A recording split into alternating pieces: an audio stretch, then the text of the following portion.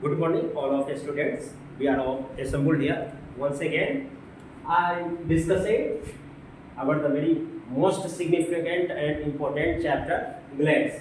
यह हिंदी वर्जन करेंगे, आज इंग्लिश नहीं है, क्योंकि मैक्सिमम स्टूडेंट इंग्लिश से नहीं हिंदी से संबद्धता रखते हैं।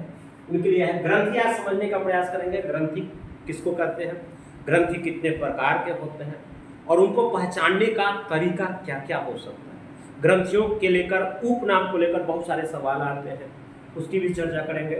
और आज अब जो है ये श्रृंखला बहुत छोटी छोटी रखी जाएगी, मैक्सिमम 10 मिनट, इससे 10 से 12 मिनट का ही वीडियो रहेगा। उसके अलावा एक एक टर्मिनोलॉजी को लेकर, जैसे कि इंडोक्राइन ग्लैंड से जो 9 प्रकार के हार्मोन निकलेंगे, उन 9 प्रकार के हार्मोन का अलग अलग वीडियो है, एक एक वीडियो लेकर हम आएंगे। बहुत छोटी छोटी वीडियो, चाहे आपके लिए बोधगम्य हो सके। तो ज़्यादा समय न लेते हुए फिर शुरू कर देते हैं।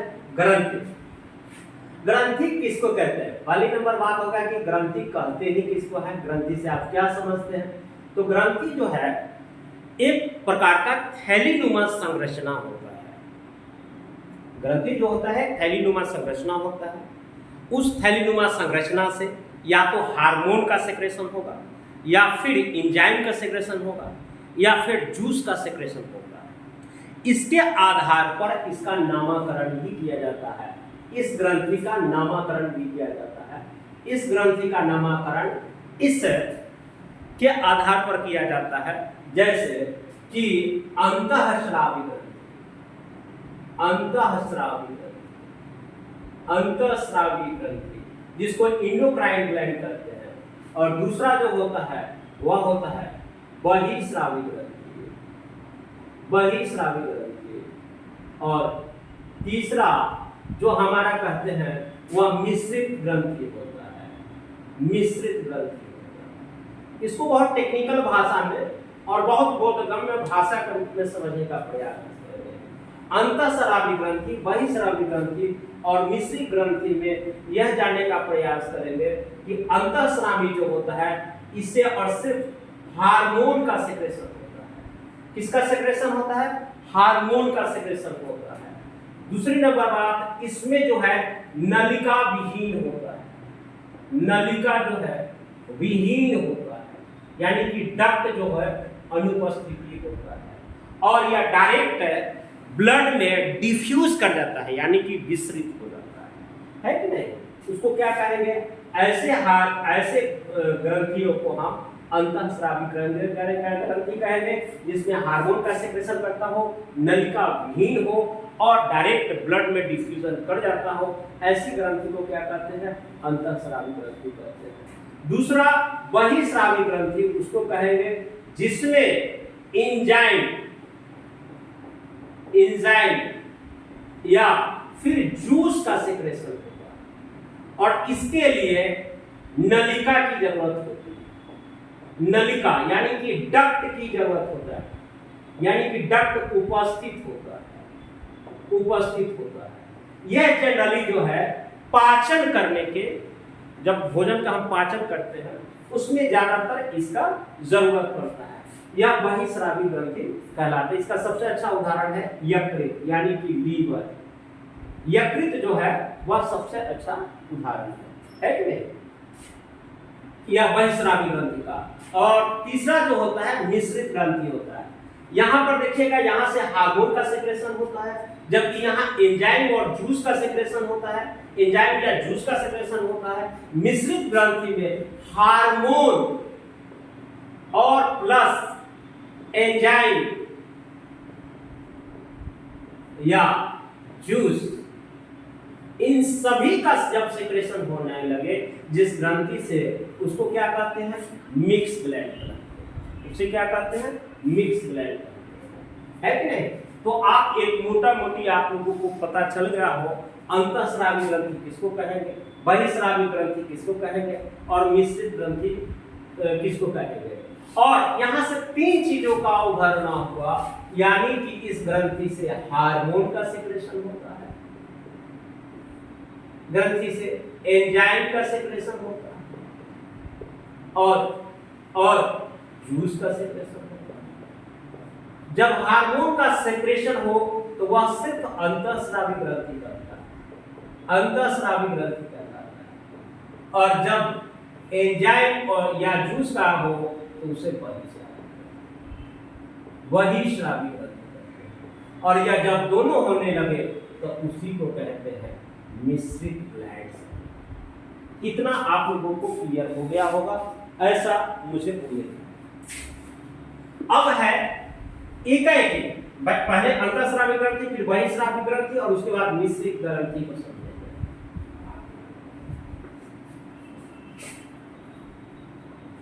मिश्रित ग्रंथि को समझेंगे।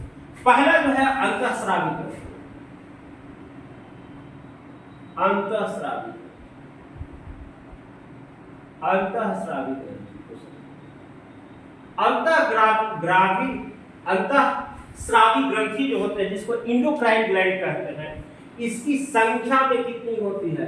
यह 9 होती है। इसकी अवस्थिति को परीक्षा में कई बार पूछा जाता है कि इसकी अवस्थिति कहाँ होती है, कहाँ होती है। ऊपर से नीचे क्रम की ओर सजावे तो अभी हम करने में हम सक्षम रहेंगे। जैसे पहला जो होता है वह होता है हाइपोथैलेमस,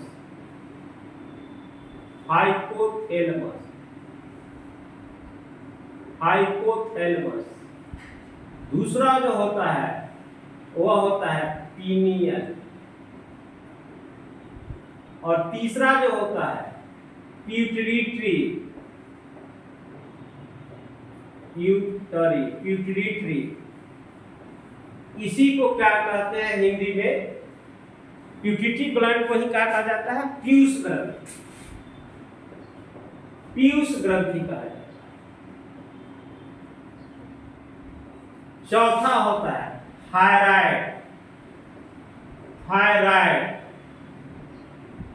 पांचवा होता है पैराथायराइड, पैराथायराइड।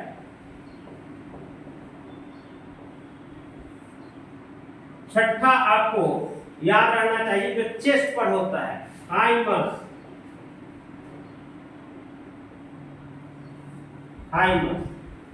सातवां में जो होता है वह होता है अग्नाशय,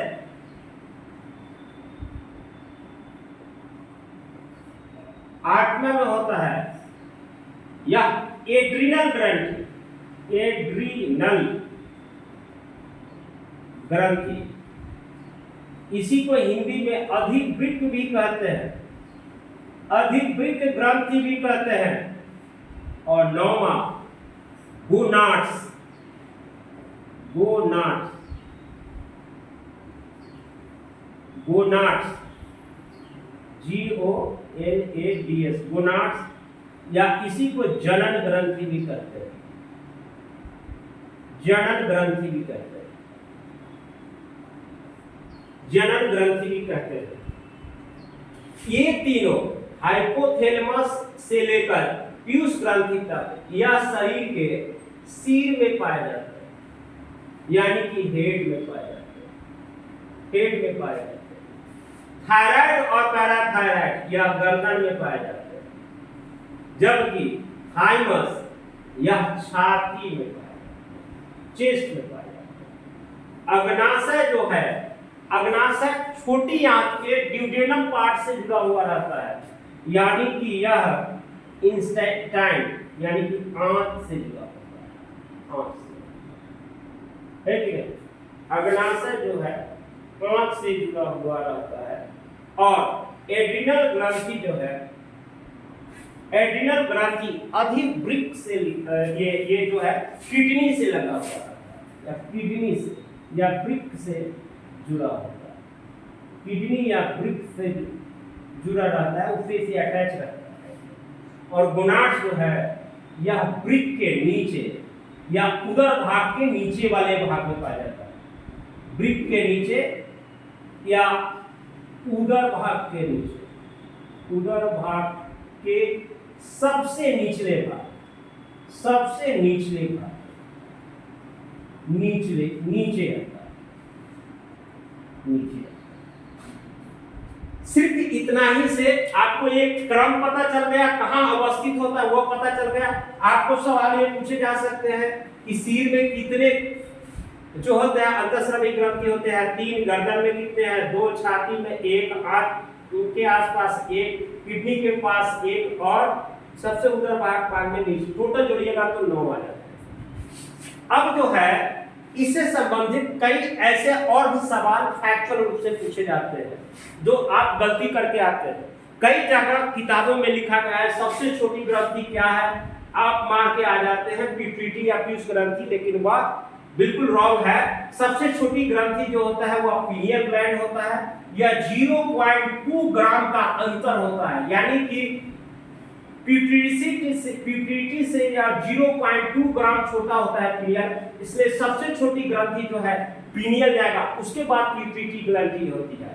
अगर पूछेगा कि सबसे माने बड़ी ग्रंथि जो होगा अंतःस्रावी में, तो यह थायराइड ग्रंथि होता है। थायराइड ग्रंथि सबसे बड़ी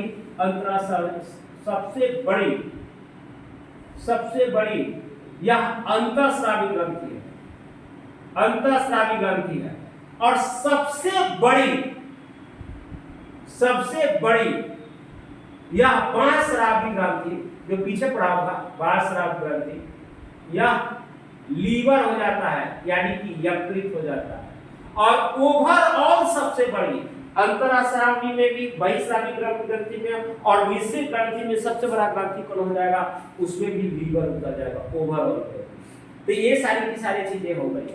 उसके अलावा कुछ बेसिक चीजें पर पूछे जाता है कि आपका किस ग्लैंड का क्या उपनाम है, उसका भी हम चर्चा आज करा देते हैं। बहुत छोटा सा वीडियो रखना चाह रहे हैं, तो सब किसको, हाइपोथैलेमस को कहा जाता है मास्टर ऑफ मास्टर ग्लैंड, इसको कहा जाता है master of master gland, master of master gland.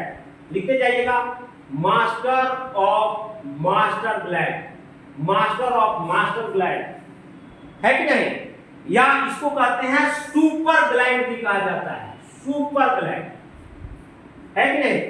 उसके बाद पीनियल को निद्रा लाने वाली भी ग्लैंड कहा जाता है, पिट्यूटरी ग्लैंड को मास्टर ग्लैंड कहते हैं, निद्रा लाने वाली ग्लैंड, निद्रा लाने, या इसको बायोलॉजिकल क्लॉक ग्लैंड भी कहा जाता है, बायोलॉजिकल क्लॉक ग्लैंड भी कहा जाता है कि नहीं।